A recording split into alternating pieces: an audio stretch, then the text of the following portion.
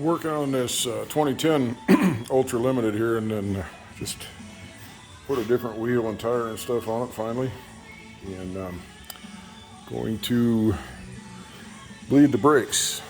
As you can see, that brake fluid isn't horrible. However, there's this little gizmo here, this guy. It lets you know how much water is in the brake fluid. So let's see if I can get it apart here. Okay, there's little probes. Then you simply push down on this, I think. Okay, shows that the battery is good. And then place it in the fluid, and it should tell you how much water is in it. And as you can see there, it's over 4%, so that's long past time to be changed. Now, this is an ABS bike. I do have some contraption I bought when I bought this bike, thinking I was as smart as I think I am. You got to hook it up to a laptop, and it actually, the ABS unit's under that side cover. It cycles that and actually moves the fluid all through the solenoids and everything. I'm not going to do that today, simply because I don't know what the hell I'm doing. What I do know is that if I put new fluid in here and then get out there and hammer on the brakes, it will cycle some of that fluid through. Probably not as much as it needs to, but until I can figure that thing out, this is kind of where we're at with it. So I'm going to pause this here and be back in a second. Okay, so that's emptied out, and yeah, it did draw some air in, so I'm going to have to do a full bleed on it, but that's fine. That's what I plan on doing anyway. And you can kind of see here, there's a little bit there. Really doesn't hold much. And we'll fill her back up and do it again.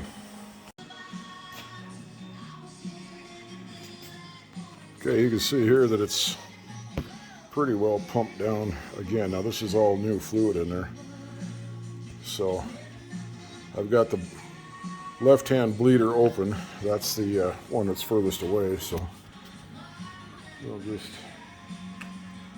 top that up again. This is what I'm using here.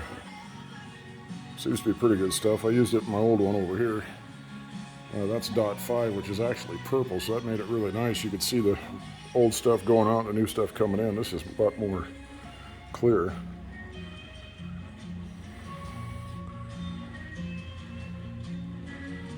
But I'll go ahead and pump that down until I know that all that old fluid is out of at least the the left-hand side. Just keep pumping her down.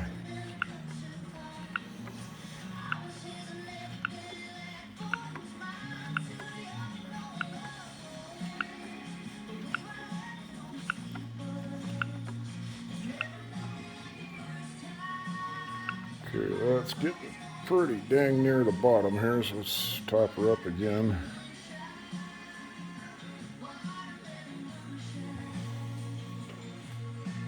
And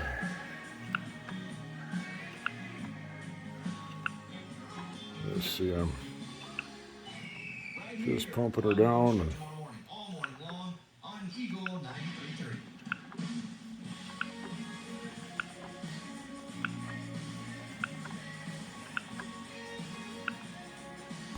okay, that should be good for that left-hand caliper. Now, this is where it really gets kind of interesting. Doing this by yourself. You can kind of see here, there's the old fluid is down here in the bottom, and then it's kind of tough to see, but there's the new fluid right there. So I know that that caliper has clear new fluid in it. So I can go ahead and pump that one more time and close that bleeder. That's where it gets interesting. If I had a vacuum bleeder, I'd be in better shape here, but you got to run what you brung, as they say. Okay, the bleeder is closed. Now let's see if I can demonstrate this here. As you can see that master cylinder is completely full. Now, see, that's already, that really splashes. There's plenty of brake on the left side anyway. Okay, so now what I'll do is move everything around to the right hand side here and wash, rinse, repeat. Okay, you can see there, that's where the bleeder is. Real easy to get out. A whole bunch easier than this old one over here. Those things were kind of a pain. But anyway, so there's the old yellowish looking fluid that's contaminated. And again, this thing is reasonably full. So I'll just go and pump her down here and try to get all that old stuff out of that caliper. This one should go a little quicker because the master cylinder is actually full of new fluid. But best of all, the Honda knob is easy on the wallet with a price tag that's shockingly low.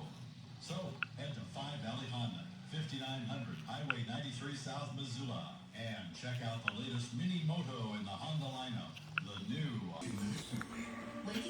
Okay, so there, that thing is full, and back down here to the bleeder. You can see right in there, that is clear fluid, and all the old junk is down in there. So now what you do is you go ahead and pump this thing just one time is what I do. Close that off, and then come down here. I need the third hand, and close that bleeder. So I'll do that. Okay, so there it's closed, and that's strangely enough it's a 3/8. I would have thought it would have been 10 millimeter, but because I guess those are Brembo brakes or something. I don't know. Anyway, 3/8, and just come back up here. Make sure that your master cylinder isn't going to suck any air, and of course it's not. And then just pump her back up, and as you can see right there, that's it. Top it off, reinstall the cap, and do the rear. Okay, so here's the rear one. Same deal. I mean, that's pretty hard to see, I know, but if I could turn some light on maybe. Yeah, my God, look at that. So that's pretty nasty. Now, just for grins, let's see what this dude has to say. Yep, same deal. It's full of water. So we'll fix that. And then bleeder for this rear one is right there. Real easy to get at. Okay, so we're gonna, like I say, just wash, rinse, repeat.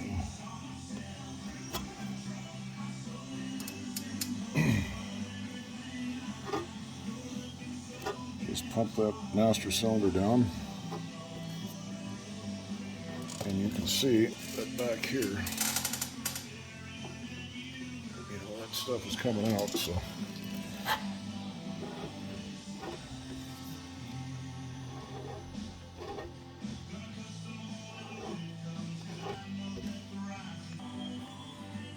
you can kind of see down there in the bottom of that thing, there's some kind of schmutz or something in there. I don't know if you can see it on the camera. Now I can see it with my naked eye, but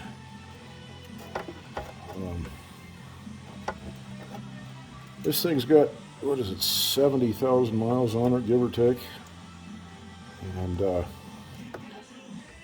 I don't think some of this stuff has ever been done. I'm dying to get into the cam chest here to see what I got in there. I'm hoping, maybe foolishly, that in light of the fact it was gotten rid of at 70,000 miles, that the tensioners have been, or the tensioner shoes have been replaced at least once. But you know, we're going to find out. I guess that's what happens when you buy a used bike.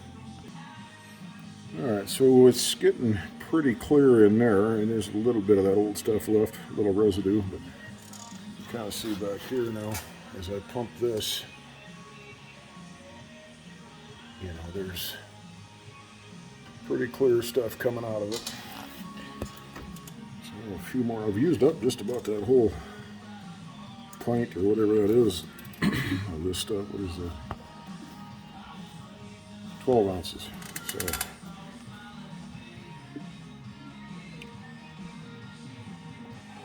guess I probably wouldn't have used as much if I'd have get it all in there instead of half it on the floor. But, hey, you get what you pay for around this outfit.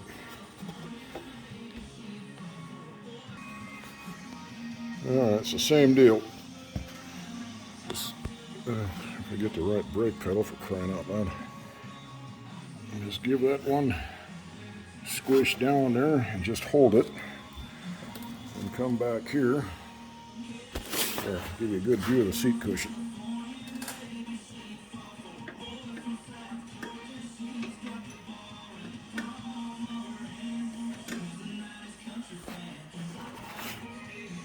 And then, so that bleeder's closed now. Just come back up here. Give her a few pumps. As you can see, that dude, there's brakes there. And I already checked the pads when I did the shocks and all that other foolishness. So the pads are good on both front and rear. But just to kind of give you a contrast here, hopefully I'm not going to make myself look like a fool. So that dude's back on.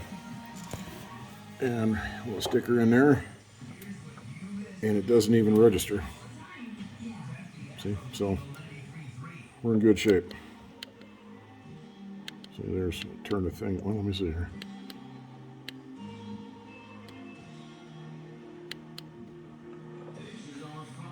So anyway, there it is. I don't know what Harley charges to do this kind of stuff, but I was out at the dealership this morning because I had to have that tire and wheel put together. And everything I was looking at on the service counter, everything was no less than $500. And it looked, I wasn't trying to be snooping, but it was right in front of me. Everything out there was $500 and more for just stupid stuff. Stuff like this. I mean, you can do this in your own shop for just, takes a few minutes and you're not paying $120 an hour. But I was proud of myself because they had a custom road glide out there that they had built over the winter. They only wanted $52,000 for it, and I was able to show a little discernment and get the hell out of there while the getting was good. So anyway, that's bleeding brakes on a 2010 Ultra Limited minus the ABS unit again, which is under here. One of these days maybe I'll get smart and figure that out. So thanks for watching.